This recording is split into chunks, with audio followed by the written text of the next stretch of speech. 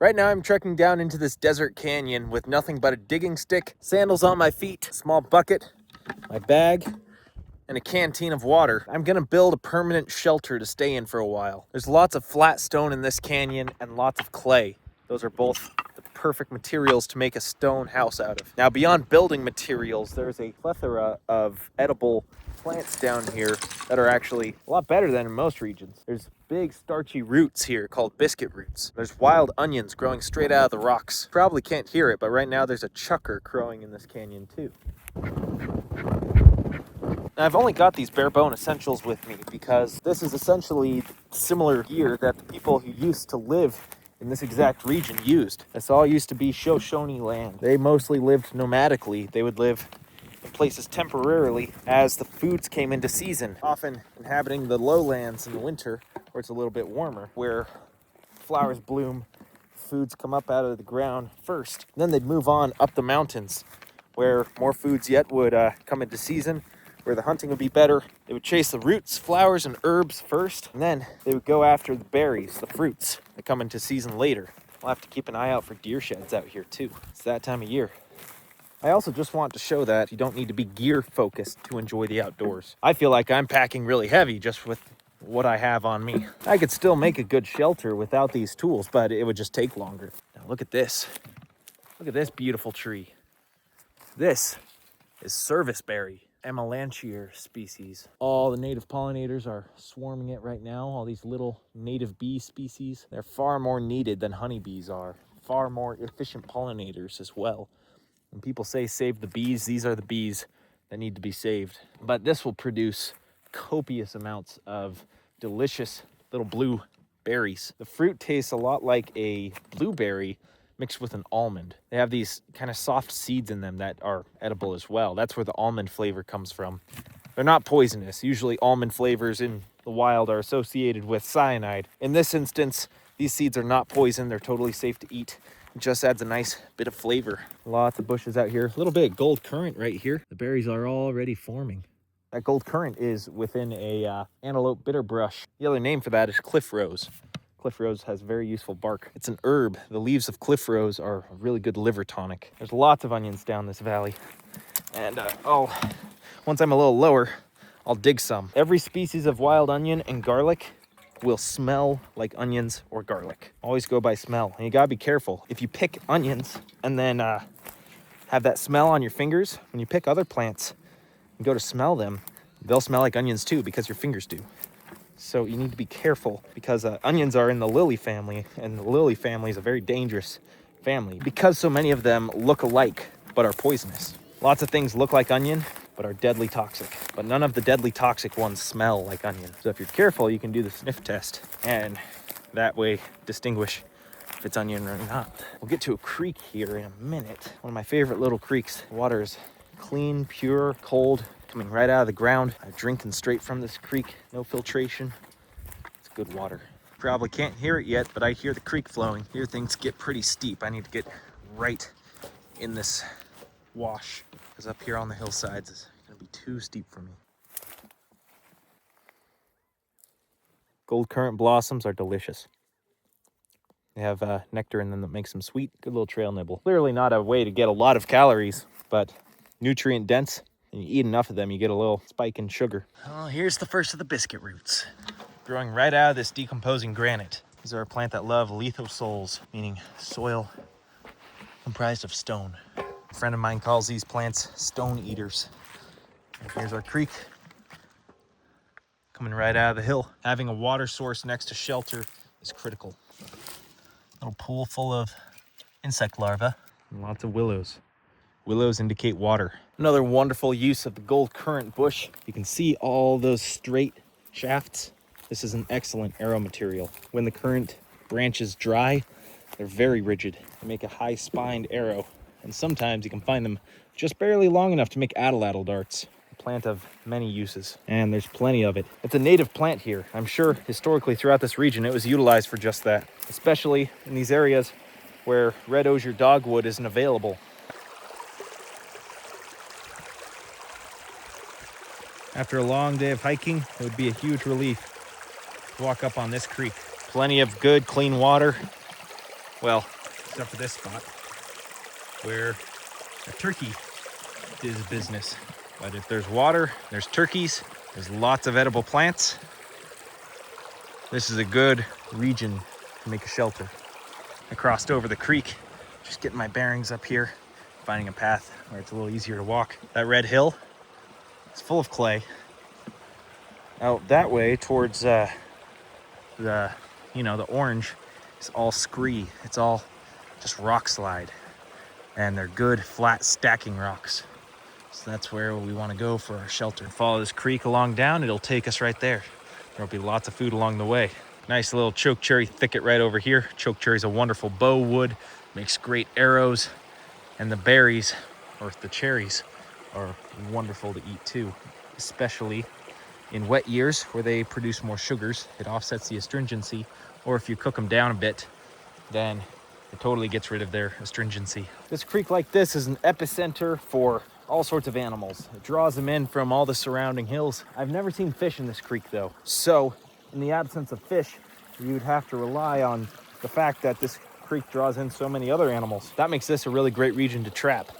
Really good for hunting too. Lots of cover to hide in if you want to hunt deer. You got to be less picky and also have predators on the menu too. If I had a predator call with me, odds would be good of calling in coyotes, especially in the evening. Of course, I don't have a bow with me right now, so what I'd really rely on is trapping small game. It could be muskrats along this creek. Muskrats are very easy to trap because they follow the waterways.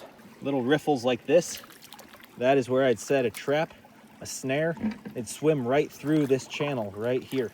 They get caught easily that way. Caught many muskrats that way, except not with snare. I've used those same channels and used a different kind of trap that operates similar to a snare called a conibear. It's a body gripping trap. In most instances, conibears are exchangeable for snares though, because they're set in the same locations on paths like that. Here, this hill has a lot of clay, a lot of stone too. Over here, you can see it's a little less stony. Those are good spots to excavate some of that clay. It's good firm clay. It has a lot of wet strength, making it a good plaster material. Those leaves right there are ballhead water leaf. That's another excellent little edible here. It's really only the leaves that you eat on that, so it's not a high calorie source. But these biscuit roots, they'll produce big, thick tap roots, often 2 inches thick and over a foot long. It's pure starch. It's delicious, no fiber to remove. You can chop it up and cook it just like parsnips or carrots. You can eat it raw.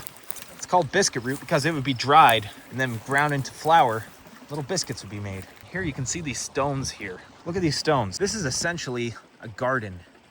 Whether or not this was intentional, this is acting as a garden. These stones capture rainfall throughout the winter because this area is very arid throughout the rest of the year. We'll get a little bit of spring rain here, and that's it. There'll be very little in the summertime. These stones capture water and they insulate the ground so the water stays underneath the stones. And these biscuit roots depend on that. That's why they like growing in stony areas. It helps them with drought resistance. Historically, the Shoshone would utilize that and actually make stone gardens. They'd lay stones out in long lines like this. And that's where they would scatter the biscuit root seeds. They would dig up the biscuit roots when they had gone to seed already. So by digging up the root, they scatter the seeds inadvertently. Of course, it was intentional and unintentional. It was essentially re-sowing the area 1,000-fold without any extra work. I did some more scouting, took my hat off. It's getting a little hot. I found the spot I was looking for. This hill behind me is just covered in very, very stackable stones of a convenient size, so I won't need to really exert myself to move a lot of it. They're smaller stones, kind of thin, so it'll be a lot more stacking and a lot less lifting all at once. Because if calorie is the game, building a house out of this stuff will be lower calorie than building it out of the big blocky stuff like that, which I was going to do. I found one spot and I was checking it out, and the rocks were each like 50 pounds up to like 125. I don't want to be lifting much more than that on uneven ground, certainly not in sandals, if I can avoid it. So this scree right here, really stackable. It's going to make a really unique look, but it's going to still make a stable house using dry stacking principles. This is going to take more than one day to build, but gonna get started now. One thing I gotta be really careful of here is rattlesnakes, especially in these rocks. This is definitely rattlesnake country, and I'm in sandals. Got all this biscuit root growing up here too, and there's onions just coming out too. They don't have their flowers yet. They just have a really mild smelling and tasting leaf. The bulb is relatively mild too. They're delicious raw. The nice thing about onions is they're a fantastic antimicrobial. They will kill parasites, bacteria of all different sorts. So while I'm collecting water and stuff like that from here, that'll be a good way to make sure I'm not getting sick, is consuming lots of that onion. Here's all that scree I was talking about. Very lightweight, kind of a pottery sounding stone. And the funny thing is, it's actually made of clay. It all comes full circle with shale, or slate, because you see igneous rock weathers down into clay, clay being about the smallest particle it can become. Well, that clay then gets compressed into a material called shale. It's very soft, flat pieces like this, but if you grind it up, sometimes it turns back into clay. If it metamorphosizes underground with immense heat and pressure, it becomes slate, which is true metamorphic stone. The igneous rocks break down, become clay. The clay gets pressed into stone. Then the slate can be weathered down into clay again, I think. Kind of crazy, cyclical pattern. All right, there's a good opening right here. Kind of a natural game trail. Sorry, animals, I'm gonna put my house right here. Lots of onion right in here. I'll show you some in a second. And all the way up this hill to the very top, covered in biscuit roots. I mean, you have tens of thousands of calories worth of biscuit root up there. So I'm gonna start clearing stuff around. I'm gonna move all of this stone here and make this area a little more flat and stack around it. So that will hopefully save me a little bit of work, making the stone house a little bit in ground. Now, one of the reasons stone houses were so common in arid areas like this is because they act as a thermal mass that takes a long time to absorb heat. And what that means is on hot summer days, you can chill out in your stone house and it will stay nice and cool because the sun takes a long time to heat up all of that stone all the way through to the point where the stone is radiating heat back inside. And then in the evening, when it starts to cool off and even gets really cold, like out here in the desert, it still gets down to like 28 degrees at night. Those stones have absorbed all that heat throughout the day because it's like 70 right now. And then they finally release that heat at night, keeping the stone house nice and warm when it's cold and nice and cool when it's hot. So that's why stone houses are pretty awesome, especially in arid climates like this. Made this tomahawk when I was 20, 21. Such a good companion tool. I use it for chopping down trees, cutting limbs. I've used it for digging. I've dispatched more animals than I can remember using the back of it. I've even used it as a throwing club. Once got a muskrat that way. My favorite tool that I've ever made, easily.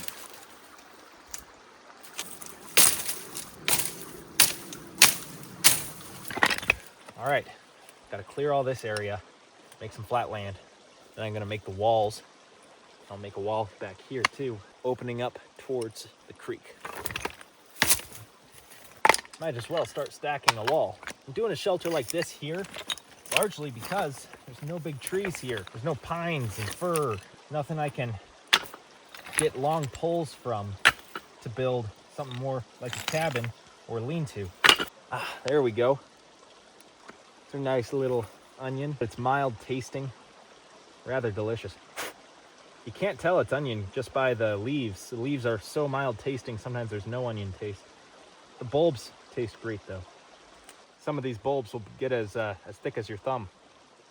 And there's water leaf to go with it. Water leaf has a nice fresh flavor.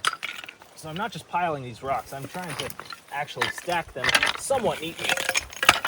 I'm trying to do a dry stack so that it holds itself together without me having to use any plaster. That'll just save me a ton of labor. Since I have to clear this stuff anyway, that's the stuff I'm using. Trying to not add too many handles to the process.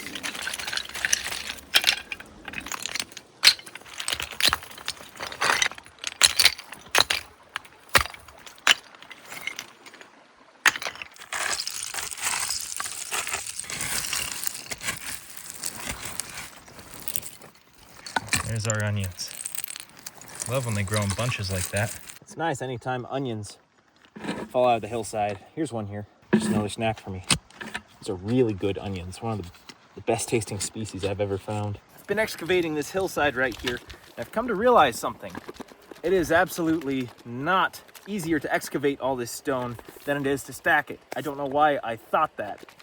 I think I just assumed there'd be a lot more stuff about this size, but really it's mostly like this size. And when that's all piled together, you can't move it quickly, and I want my shelter to be as flat as possible. It's going to be a lot less labor to start stacking upwards. The stuff that I'm pulling out of here is all really small for the most part and not good for stacking.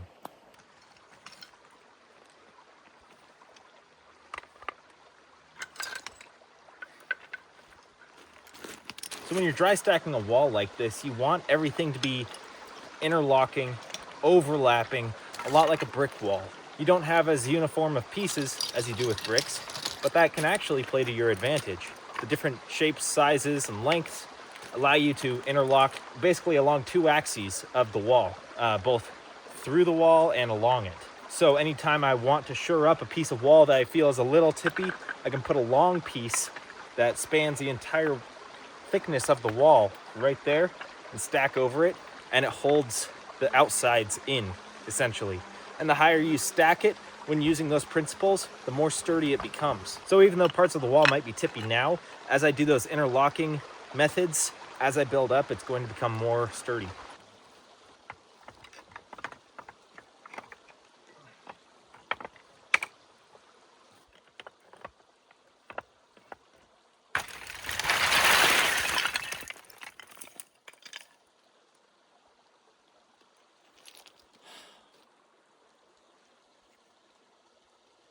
Half my wall just collapsed, and it's the bigger half that I spent a lot more time on.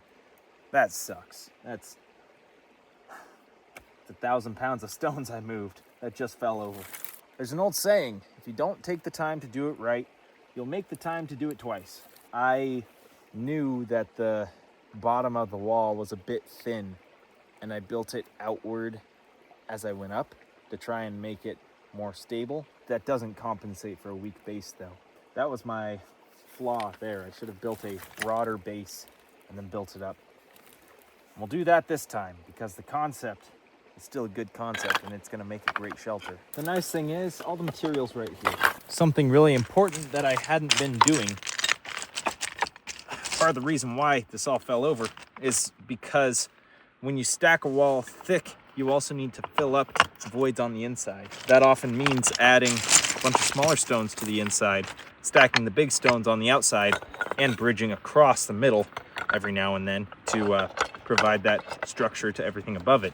By doing that, if one of the big rocks in the middle breaks, or even on the sides, everything in the middle can catch anything that shifts, instead of there being void where more rocks can fall into. This is a much more stable foundation to the wall.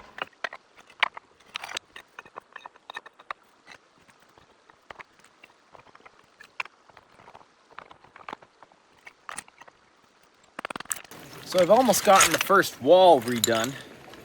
Just need to build up this part a little higher so it matches that. But I'm thinking that this is actually a bit of over-engineering. For one, this is now super stable. Way more stable. The wall is almost twice as thick as it was. For two, this is like an 8-foot wall at this point when all I really need is enough to cover my body. So everything beyond here is kind of unnecessary. I think if I made a small back wall and then a wall right here just as long, both about this high, made a wood cover on top, then we'd be looking really good. I might even dig out some of this stone because that'll be a smaller area and a little bit easier to work.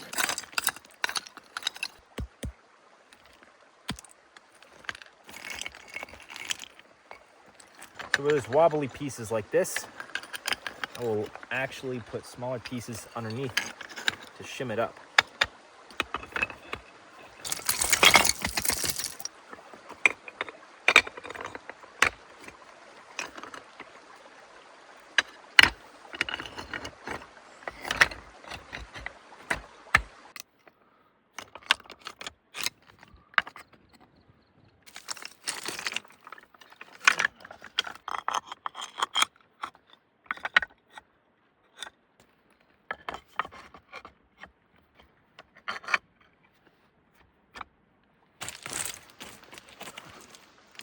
May look silly, but it works.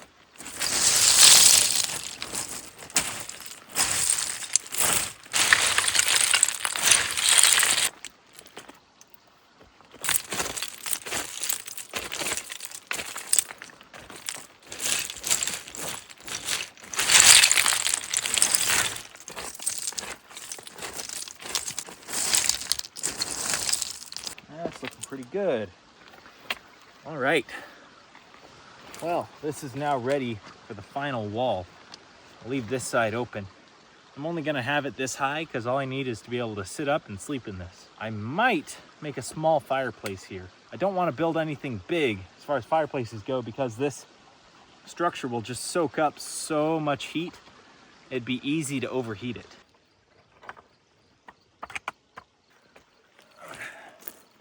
Well, the stone house is coming along nicely. I mean, house, stone shelter. I'm gonna make a roof for it now. It's going to be a really simple construction of timbers, whatever timbers I can find out here. You know, there's no big trees out here. It's all shrubs. The biggest diameter are some coyote willows, maybe 3 inches in diameter at the base, and nothing particularly straight. So we're gonna make do with what we have out here.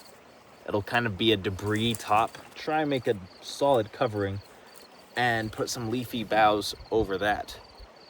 I think I'll just do a flat roof. That'll limit how much I can set up in this shelter, but really that's okay. This is something to sleep in and to keep the weather off you a little bit. Clearly this stuff's not the ideal material, but it's what's available here.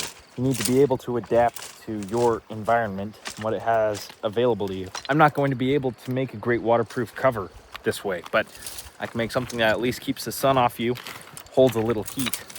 And if I spend enough time, I can thatch it all with grass too, really close up any holes.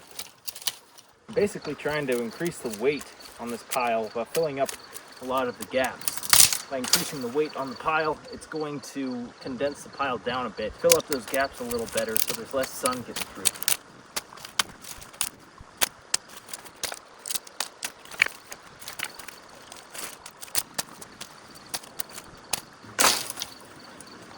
There, that's getting shadier in there.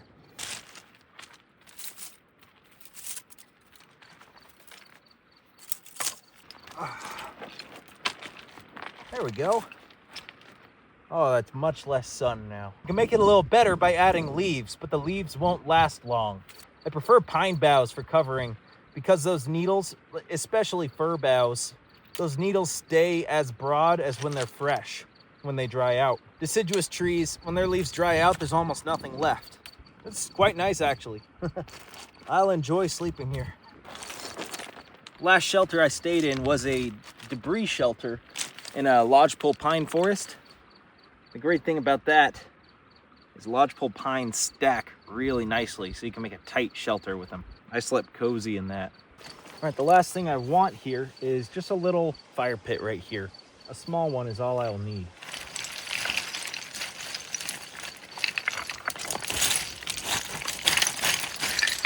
Really about like that. I'll stack some stones in the back to make a bit of a heat reflector, but it won't need much. I don't want the flames to get too close to the roof. That's why I'm keeping this really small. Luckily, the wind's on my side coming this way, so it's not going to be blowing sparks at the roof. That way, when I stay in this, I'll be able to cook right here. I'll be able to boil water if I need to, and I can get a fire going in the evening to just sit around. Really like to play my flute. I have a Native American flute. Well, I have a few of them, and I've made a few as well. I really like playing those around an open fire.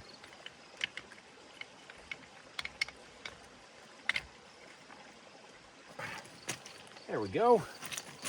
Easy peasy.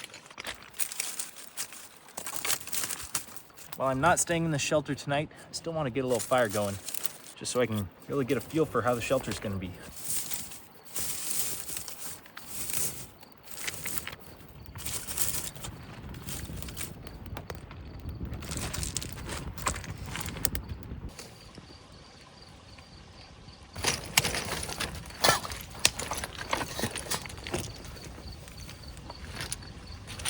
Oh yeah, that's some good heat reflection.